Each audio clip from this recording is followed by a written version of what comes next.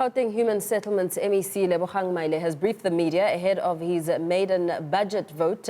We take you live to the crossing with our reporter Malungelo Booi, who is with the MEC. Malungelo, good morning to you again. Maile, a short while ago, spoke about a number of strategies that his department has to curb land invasion, including applying for a blanket court order to prevent land invasions. That's right. In fact, perhaps let's start this conversation like this.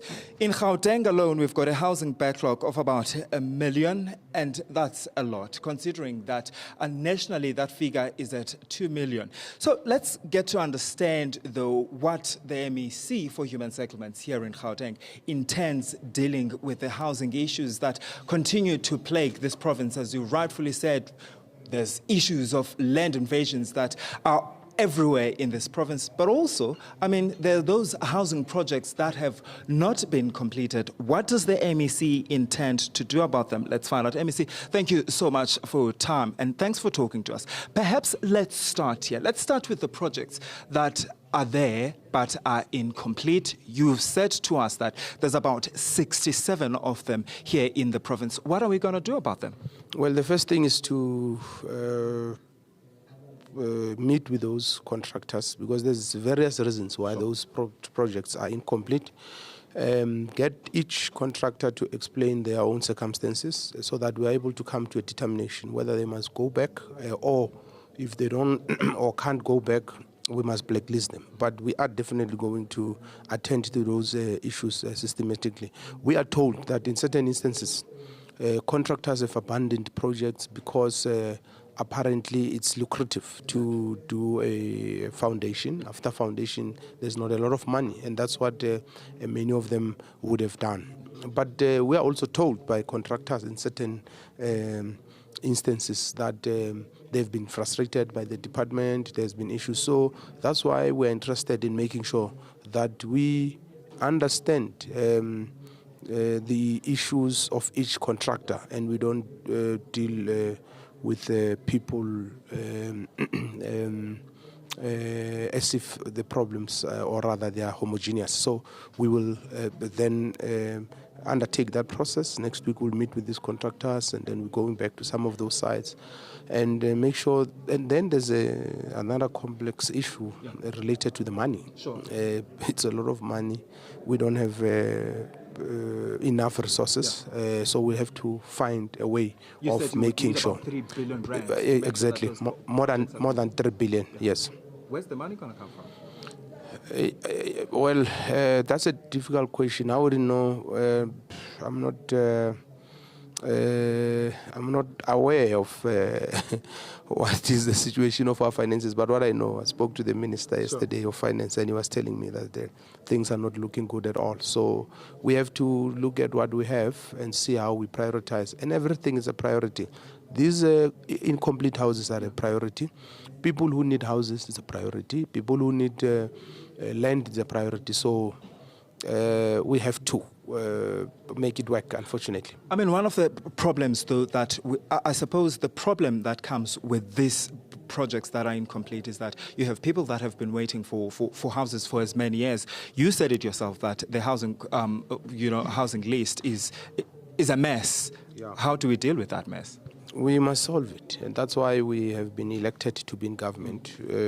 We start by understanding the nature of the problem, started looking at what we have, and then put systems in place. So we know where to start, and we have already started, and that's why we are working systematically, tirelessly, to resolve the issue. And we want to give the public confidence that we will definitely resolve the issue. And I know it's an issue that has been recurring for many years. And it's not like we don't have a list. We do have it. It's just that it's a bit messed up. So we should start by looking at what we have and make sure that we improve on it. In the next 5 years, we talk about also focusing on Beggersdal, Alexandra, Winterveld. Let's talk more about that. What's the plan there? As you know, there has been renewal projects in those townships, and for a number of reasons. They were not properly coordinated and complete. For instance, if you look at the Alexandra renewal project, at some point it was in the province, moved to the city. And with renewal projects, you actually need every government department and all spheres to be coordinated, mainstream programs and budget accordingly. But in most cases, these projects have been about housing only, and it can't be about housing. It must be comprehensive. We must look at social amenities. We must look at the economic situation there. We must look at roads and many other issues. So that's why one of the things we want to do is to tighten up that coordination, firstly within the provincial government and across all the different spheres of government. One of the things you also touched on, which I think is exciting, the issue of issuing about 100,000 title deeds in the next 5 years, if I heard you correctly. Service stands. We want to, we have a backlog of more than 160,000 title deeds. We're dealing with that issue. We want to issue 38,000 now. It's a tall order, and that's on the backlog. Why would there be a tall order in terms of issuing a title deed? Yeah, remember there's houses that, or rather townships that were not declared or proclaimed as townships even before 1994.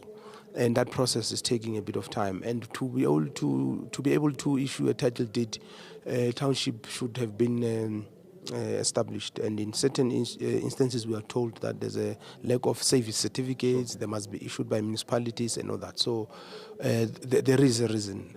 But there are townships where previously municipalities have waived the conditions. And we believe that there are those that municipalities can waiver conditions. And that's why we are engaging with them to do that. And once they do that, we will then be able to issue a title deeds. But we also, in certain instances, can't find people who are supposed to be given title deeds. So that's another complex issue. Because people have sold their houses, others have passed on, others have been displaced. So it's not an issue that has to do with government's incompetence only. We agree that there are a few things that government has not been doing, and we will attend to those. But it's also it also has to do with our people in certain instances not cooperating or not being available. A quick one on land invasions and people also invading government houses. You said that people would be removed. We will evict those who have illegally occupied land and houses.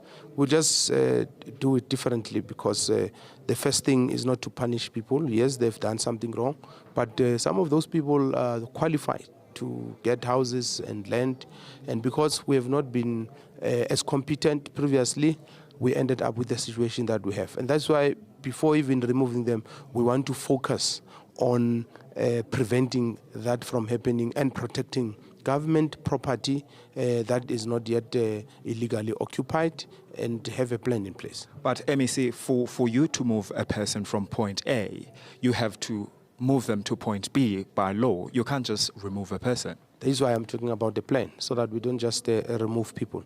You'll be surprised, though, that there are circumstances where courts have given us an order that we can remove people without providing space.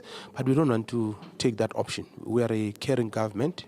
And that's why we want to know who are these people. Those who qualify will definitely be taken care of. Thank you so much for your time. Lebogang Maile, he is the MEC for Human Settlements here in Gauteng. He will actually be presenting his budget vote in the next hour or so here in the Gauteng legislature. It's back to you. Thank you so much for that informative discussion there. Our reporter Malungelo Booi speaking to Gauteng Human Settlements MEC Lebogang Maile ahead of his budget vote.